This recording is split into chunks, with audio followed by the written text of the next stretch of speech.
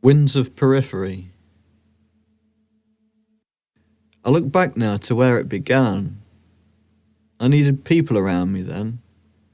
It both proved and compounded my isolation, told me in clear terms of who and where I was.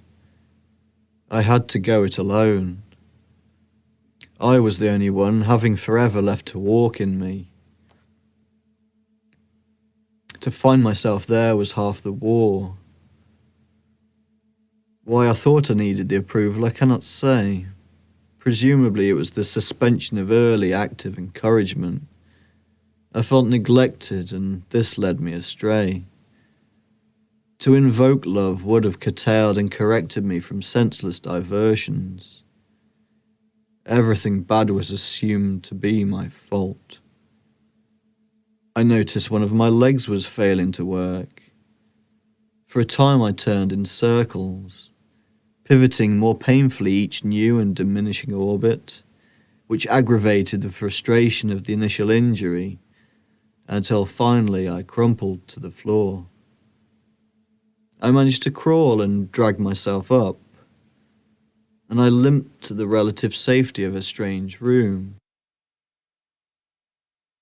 Here, people kept talking about similar injuries. I found I could identify and empathize at will. Some even lent me a hand to walk a while, and I them. A caterpillar was duly sacrificed and buried in a large cocoon, with small dreams of becoming a butterfly. In one dream, coming on a terrible night, a tall winged figure duly appeared. He emanated benevolence and light. He spake thus: "Since I first saw you, I have grieved over you a great deal. I did not know the advancement the gods had in store for you." The message was a gift from my mind. It signified an offering, to appraise myself, to recapitulate and recapture moments, events, often of extreme pain, at last to relive and overcome them. I found nothing in life was irrevocable.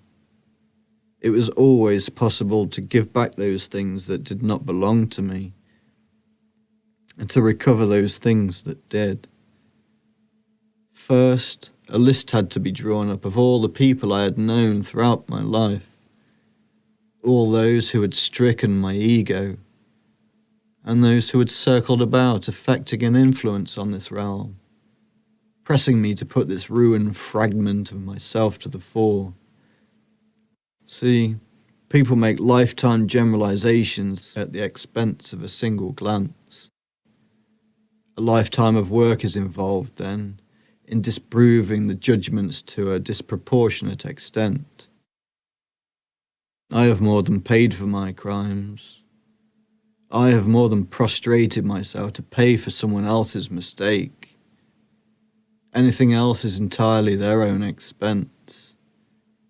I ride with the wind at my back. It is over. This is the beginning of the end.